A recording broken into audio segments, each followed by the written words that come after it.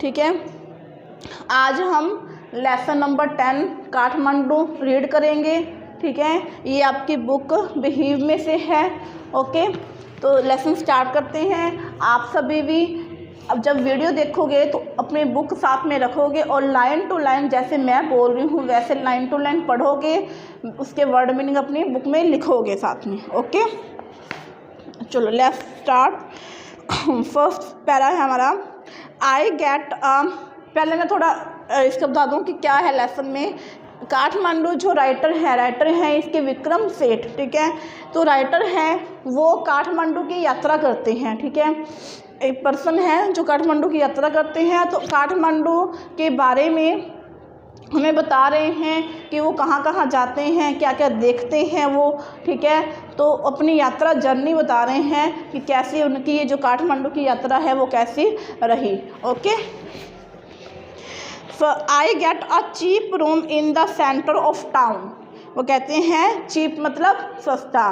मैंने एक सस्ता रूम लिया, कहाँ पे, टाउन के बीच में। And sleep for hours. Cheap मतलब सस्ता, ठीक है। उन्होंने सस्ता रूम लिया, ठीक है, और कुछ घंटे वो सो गए क्योंकि अब वो यात्रा करके आए हैं, ठीक है, सफ़र करके आए हैं तो वो थक गए हैं। तो उन्होंने एक रूम लिया पहले, फिर वहाँ कुछ घंटे सो गए, मतलब आराम किया। द नेक्स्ट मॉर्निंग, अगली सुबह, with mister Shah son and nephew. मैं शाह के, कोई उनका साथी है जो उनके साथ आया है, जिसके साथ वो यात्रा करेंगे।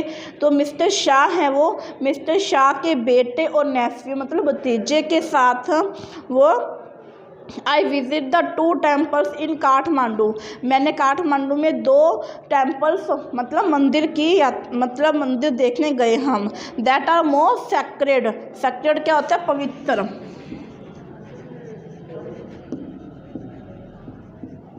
पवित्र है किसके लिए, टू हिंदूज एंड बुद्धिस्ट, हिंदुओं के लिए और बुद्ध लोगों के लिए। एट पशुपतिनाथ, पशुपतिनाथ जी का मंदिर है काठमांडू में। Outside which a sign proclaims entrance for the Hindus only. जिस पशुपतिनाथ के मंदिर के बाहर एक बोर्ड लगा हुआ है जिस पे क्या लिखा हुआ है कि सिर्फ हिंदुओं के लिए ही प्रवेश है, मतलब कि और किसी भी धर्म का लोग वहाँ नहीं जा सकते, सिर्फ हिंदू जा सकते हैं। There is an at proclaim, आया वर्ड प्रोक्लेम मतलब घोषित, प्रोक्लेम मतलब घोषित है, ठीक है। और फिर है there is an atmosphere of febrile confusion. वहाँ पे जो एटमॉस्फेयर था मंदिर के बाहर का वो बता रहे हैं कि मंदिर के बाहर एक बोर्ड लगा हुआ है, उस पर ये प्रोक्लेम है, घोषित है, मतलब लिखा हुआ है कि एंट्रेंस ओनली फॉर हिंदूज़ के लिए ही प्रवेश है। तो वहाँ का जो एटमॉस्फेयर है वो क्या है, फेब्राइल कन्फ्यूज़न का है, मतलब कि पूरी तरह से वहाँ अव्यवस्था सी है, कुछ भी चीज़ सिस्टमेटिक नहीं है, कुछ भी चीज़ सही ढंग से नहीं है, कहने का मतलब, ठीक है। वो होती है फेब्राइल कन्फ्यूज़न। प्रीस्ट मतलब पुजारी, हॉकर्स मतलब फेरी वाले, ठीक है, जैसे जो ये अपना सामान वगैरह लेके इधर घूमते रहते हैं ना बेचने के लिए मंदिरों के बाहर, वो डिवोटीज मतलब जो भक्तजन हैं जो वहाँ पे दर्शन करने आए हैं। टूरिस्ट मतलब कि जो पर्यटक हैं बाहर से आए हैं। Cows, monkeys, pigeons and dogs. Roam मतलब इधर उधर घूमना, रोम होता है इधर उधर घूमना। तो वो क्या कर रहे हैं, तो घूम रहे हैं, जो ये काउज हैं, मंकीज हैं, पिजन्स हैं। और we offer a few flowers, हमने क्या किया, कुछ फ्लावर फूल लिए, बाहर से फूल वाली दुकानें होती हैं वहाँ लिए और अंदर चढ़ाए। There are so many worshippers that some people trying to get the prince attention are elbowed aside by others pushing their way to the front. कहते हैं कि there are so many worshippers, वहाँ इतने ज़्यादा क्या थे, वर्शिपर्स पूजा करने वाले आए हुए थे, इतनी भीड़ थी मंदिर के अंदर कि that some people trying to get the prince attention. कुछ लोग तो क्या कर रहे थे कि पुजारी का ध्यान अपनी तरफ कर रहे थे, और कुछ जो थे एल्बो, कुछ कोहनी से धक्का मार के ऐसे आगे जाने की कोशिश कर रहे थे क्योंकि भीड़ बहुत ज़्यादा थी। ए princess of the Nepals royal house appears. Princess मतलब राजकुमारी, एक राजकुमारी नेपाल के राजघराने की एक जो राजकुमारी आती है, एवरीवन बाउज एंड मेक्स वे, हर कोई क्या करता है, बो होता है झुकना, बोज झुकना, तो हर कोई जो है उनके आगे झुकता है, वो राजकुमारी है, एंड मेक्स वे, उनके जाने के लिए रास्ता देता है। बाय द मेन गेट पे, मुख्य द्वार पे, a party of saffron clad, saffron क्या होता है, केसर, सैफरन होता है केसर, सैफरन क्लैड लिखा हुआ है, मतलब कि केसरिया रंग के वस्त्र पहने हुए, क्लैड मतलब वस्त्र से, केसरिया रंग के वस्त्र पहने हुए वेस्टर्न्स, जो पश्चिम के लोग हैं, struggle for permission to enter, वो मुख्य द्वार पे अंदर जाने के लिए अनुमति मांग रहे थे।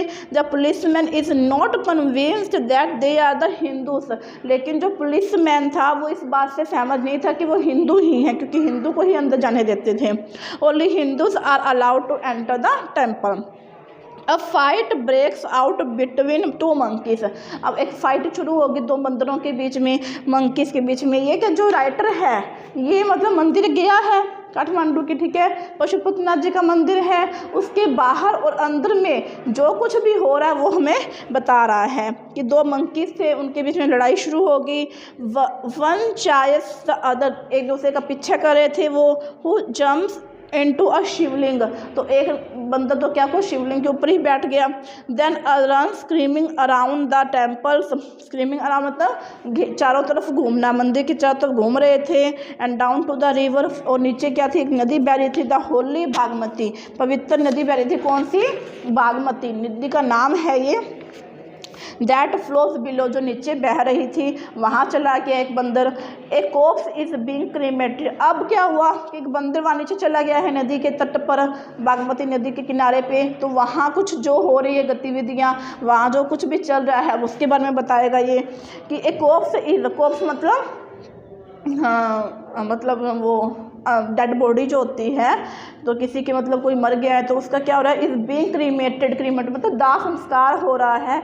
ऑन इट्स बैंक, बैंक मतलब किनारे पे, नदी के किनारे पे, ठीक है, जैसे पवित्र नदियों के किनारे अपने जाते हैं ना, वहाँ पूजा पाठ होता है, दाह संस्कार वगैरह करते हैं। तो वो washer women are at the work, washer मतलब धोबिनी, वहाँ कपड़े धो रही थी। चिल्ड्रन बाथ, बच्चे नहा रहे थे। From a balcony A basket of flower, एक बालकनी से एक फूलों की टोकरी, एंड लीव्स, फूलों और पत्तियों की टोकरी।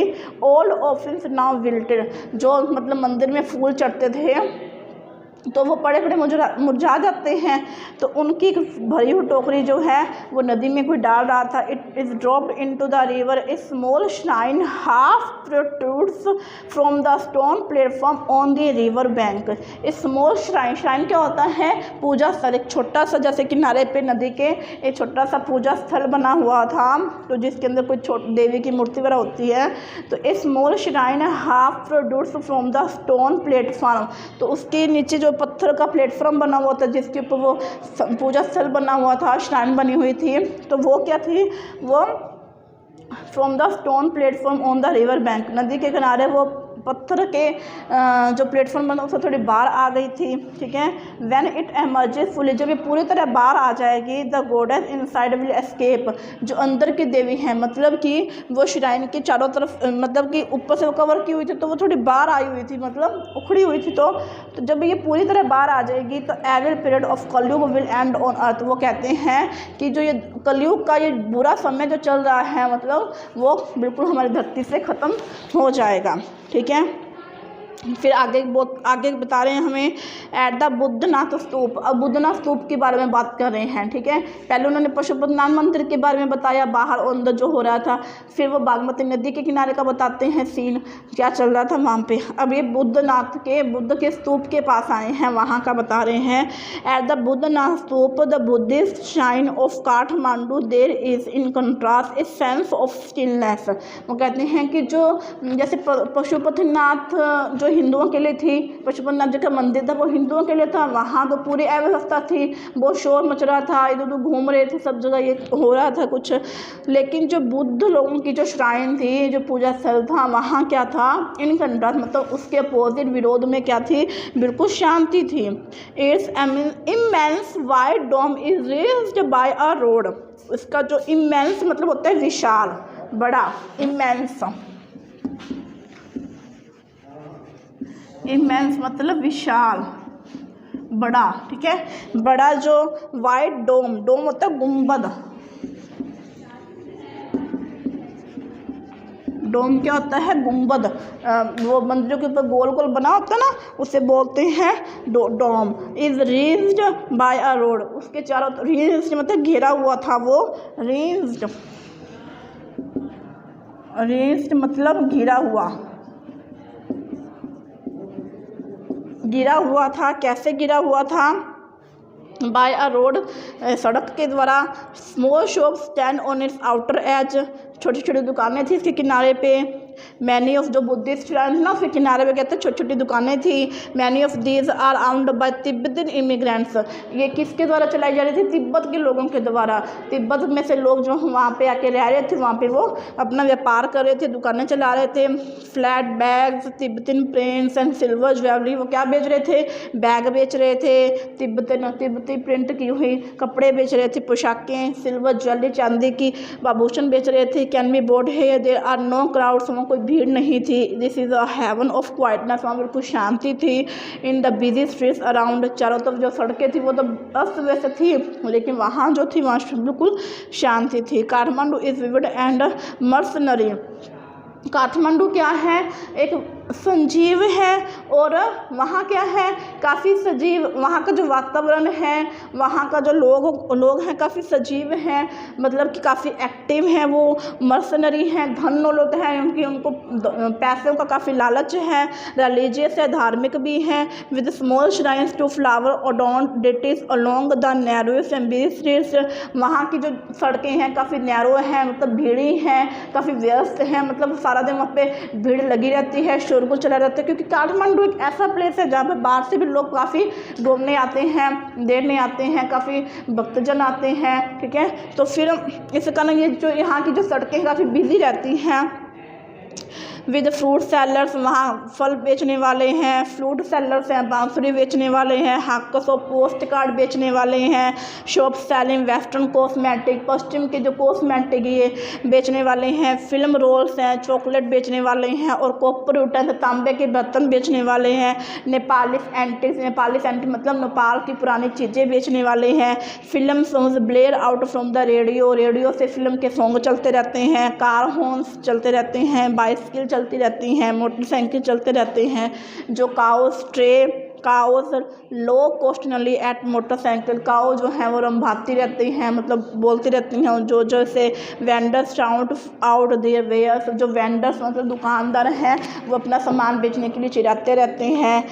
I indulge my self mindlessly, और मैंने भी अपने आप को इन सब में क्या कर लिया, व्यस्त कर लिया। हाँ, माइंडलेसली, बिना सोचे समझे। जो वो राइटर हैं, जो ऑथर है, वो घूमने गया है, वो बोला है कि मैंने भी अपने आप को इन सब में व्यस्त कर लिया। बाय अ बार ऑफ मार्जिपन, अब उन्होंने क्या खरीदा है, बार ऑफ मार्जिपन। मार्जिपन क्या होता है, बादाम से बनी हुई एक बर्फ़ी है, मिठाई है, ठीक है, खाने वाली चीज़ मिठाई है मार्जिपन, तो उसने वो खरीदी है। A cone on the top roasted in a charcoal brazier, अंगीठी में कोलों पर भुनी हुई। चारकोल क्या होता है, कोले,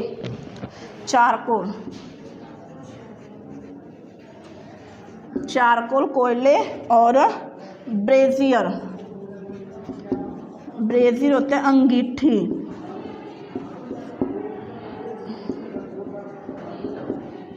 कोयला, चारकोल कोयला होता है, ब्लैक और ब्रेजियर कोयले, अंगीठी में कोयलों पर भुनी हुई।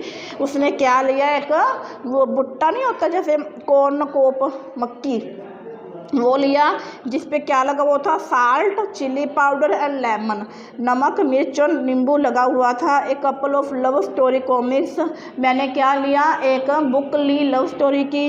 And even a Reader's Digest एक बुक का नाम है, जो ऑथर ने वहाँ से खरीदी है, ठीक है। एक लव स्टोरी खरीदी है, रेडर डाइजेस्ट बुक खरीदी है, एक कॉर्न खरीदी है, मक्की खरीदी है, और एक मार्जिपन बादाम की बर्फी खरीदी है।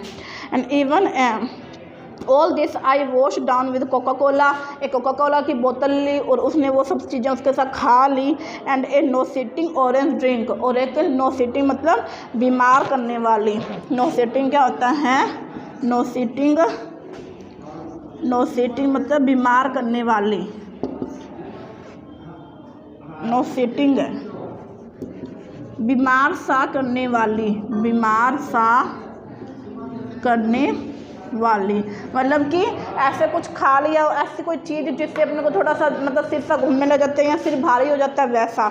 और एन ड्रिंक पी उसने and feel much the better for it. ठीक है, ओके स्टूडेंट्स, आज हमने इसके 4 पैरा है ये जो हमने रीड कर ली हैं। आगे का चैप्टर हम नेक्स्ट क्लास में रीड करेंगे। आप इसे दोबारा से घर पे अपने आप रीड करोगे।